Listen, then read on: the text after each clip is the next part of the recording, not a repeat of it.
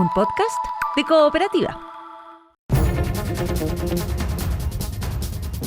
Lo anunciábamos, hablamos de política a esta hora, mesa de reporteros, de reporteras, la de las 8 de la mañana, junto a Paula Molina para conversar con el presidente del PP, del senador Jaime Quintana. ¿Cómo está, senador? Buen día. Buen día, muchas gracias, Rodrigo.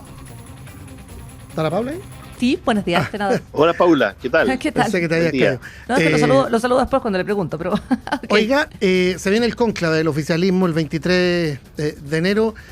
¿Por dónde habría que partir? Porque el socialismo democrático, después de la primaria y después de la derrota ahora en diciembre, está en un como mal herido, digamos. Y ayer Guido Girardi nos decía en una izquierda que se ha quedado sin relato. ¿Qué cree usted? Yo creo que en general cuesta construir una narrativa para estos tiempos. Efectivamente, después de la derrota, yo creo que tiene que haber una reflexión todavía mucho más profunda que la que se ha iniciado.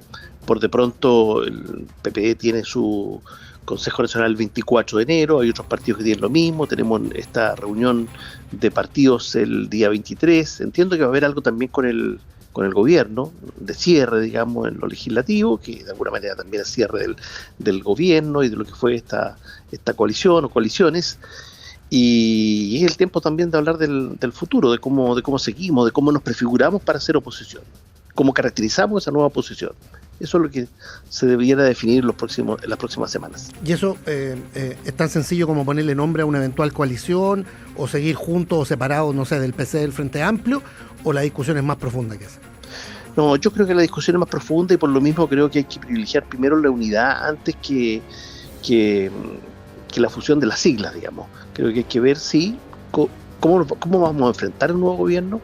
Y creo que para eso también es bueno mirar cómo la actual oposición pretende cerrar esta fase en donde ellos han estado al frente. Creo que estos proyectos que están en discusión, que están pendientes, no son un capricho del gobierno actual, sino que son un desde también para el próximo gobierno. No olvidemos que Salacuna es un proyecto del presidente Piñera, que ha tenido modificaciones como todos los proyectos en su transcurso.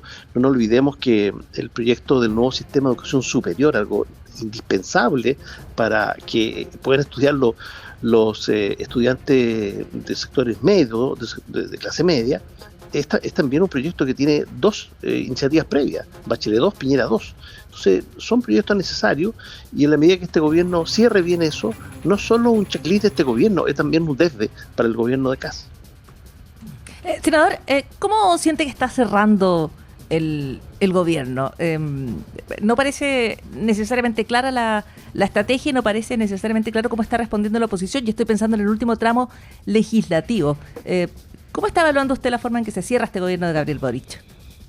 Yo creo que se ha avanzado muchas cosas, pero también hay cuestiones que resultan poco comprensibles, poco defendibles, como por ejemplo la denominada ley de amarre.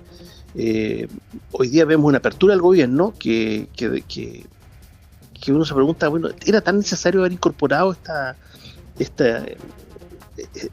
dimensión, ¿no es cierto?, de la contrata, que ha sido fuertemente criticada además por la Contraloría? La verdad que quedan algunas dudas. Me refiero a la que está en la ley de reajuste, que tiene alguna flexibilidad. Me parece que ha costado mucho comprender aquello, qué tan necesario era en esta etapa final. Pero con todo, yo creo que el gobierno del presidente Boric, y particularmente la figura de Boric, va a ser progresivamente más valorada con el tiempo. Sí, le preguntaba yo más bien por estos últimos días de salida, más que la evaluación del gobierno en general, que yo creo que faltará tiempo para aquello. Pero usted dice, no era necesario, por ejemplo, incorporar todas aquellas disposiciones que tratan de regular la contrata. Pese a que la contrata se trata de regular hace tanto tiempo, senador, uno también se pregunta ¿cuándo? Sí, yo creo que la contrata es un tema pendiente y por lo mismo, haberlo incorporado ahora al final, después la ley de presupuesto, la ley de reajuste, a 2 meses de salida, tiene mala presentación. Más allá de que la nueva indicación que se le formula el día de ayer, entiendo, tiende a dejar atrás esta idea de que el propósito era amarrar a los propios. Más bien al contrario, aquí se van a beneficiar personas que pueden haber entrado en la última parte del gobierno del presidente Piñera. Entonces, por eso la pregunta es, tenía sentido esto, había que hacerlo y había que hacerlo al final. Yo creo que es de las cosas que cuesta, te decía, comprenderla. Ya, y ahí usted dice, estos últimos proyectos no son un capricho, y eso usted dice no se ve bien en ese relato.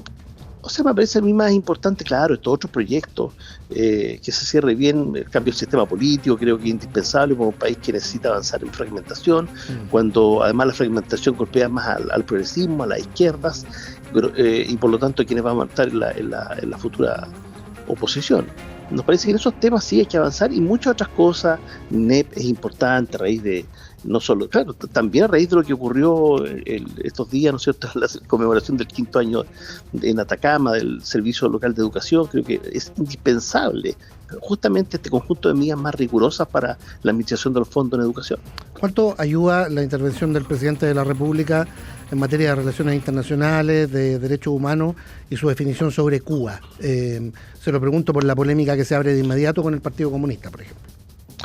Yo creo que ayuda. Creo que el presidente ha tenido una línea consistente en estos temas, particularmente en lo que dice en relación con los países de la región, que impactan naturalmente en lo que pasa en Chile. Y en el caso de Cuba, bueno, es distinto naturalmente a lo que ocurre en Venezuela. No desde el punto de vista de las complejidades internas para los ciudadanos cubanos en su país. Probablemente no tienen impacto en la región que tiene particularmente Sudamérica, pero la ciencia política no permite otra denominación que no sea la de una dictadura, más allá del romanticismo que pueda generar la isla. Entonces yo creo que el presidente ha sido claro en eso. Yo creo que soy de los que piensa que hay que revisitar un poco lo que es la política exterior desde el progresismo, si efectivamente estamos pensando en una renovación en serio. Respecto a la futura política exterior, bueno, no podría estar más determinada sino por las elecciones que haga José Antonio Kast para su gabinete, una cuestión que está preparándose desde la oposición, y uno adivina con una mirada crítica, pero ¿cómo está viendo esa configuración de ese gabinete y qué efectos políticos cree que tiene la decisión de los libertarios, por ejemplo Kaiser, de restarse del gabinete, y las dudas respecto a si efectivamente José Antonio Kast hará un conjunto de ministros y ministras más abierto hacia Chile Vamos, o más estrictamente cercano, un poco como fue lo de Gabriel Boric en su llegada al gobierno? Sí, se parece un poco en cuanto a círculos cercanos, digamos. Y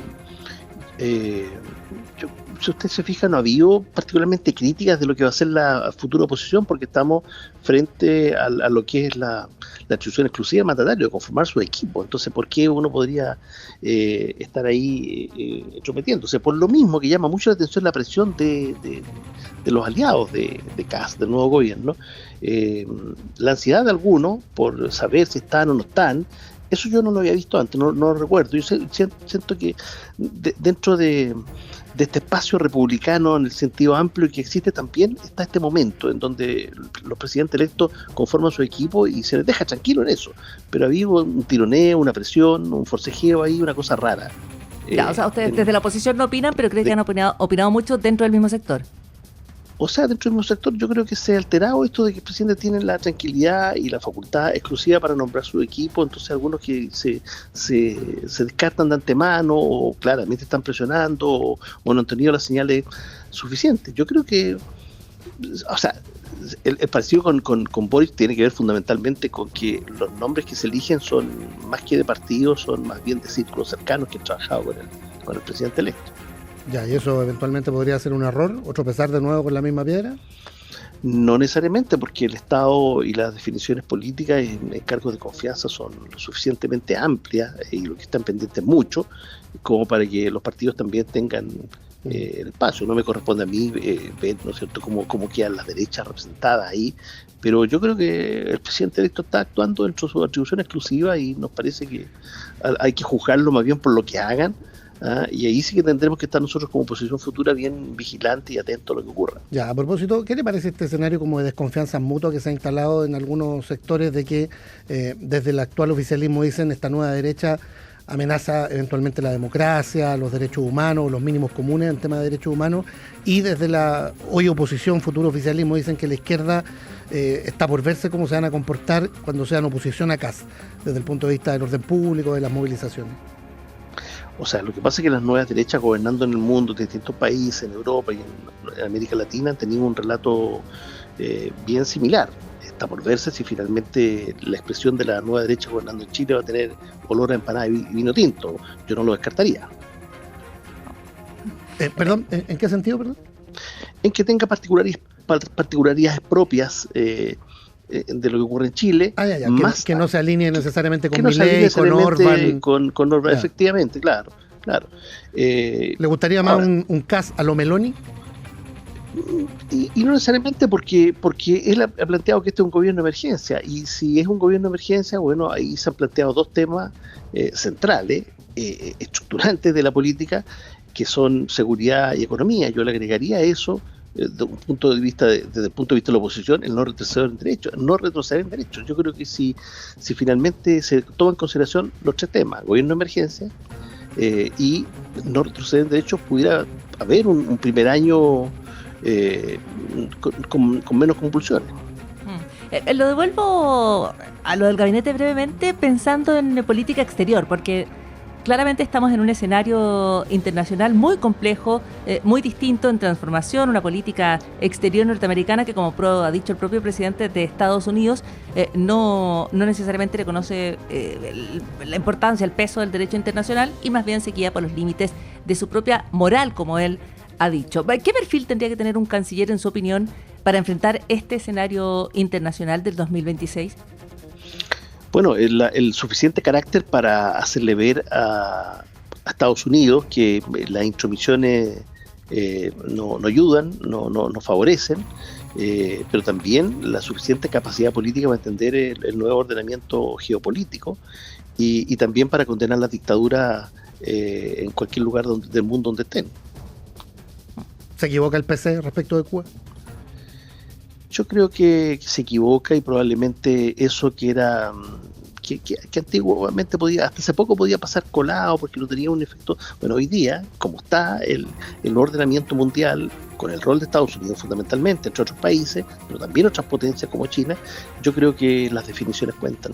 Y hay que tenerla, y uno no puede esconderla, digamos. Yo creo en eso Janet Jara ha sido mucho más clara, lo fue estos días. Creo que eso hay que valorar, el liderazgo en ese partido, el sector, con la importancia que tienen para la oposición también, que haya sido muy claro, eso ayuda mucho. El presidente del PP, el senador Jaime Quintana, esta mañana aquí en Cooperativa. Muchas gracias. Gracias, Rodrigo. Paula, buen día. Buen día. Resumen de noticias en el Diario de Cooperativa. Veredicto en el caso Gatica. Esta mañana se espera la resolución del Tribunal de Primera Instancia en una de las causas de las investigaciones más emblemáticas del llamado estallido social.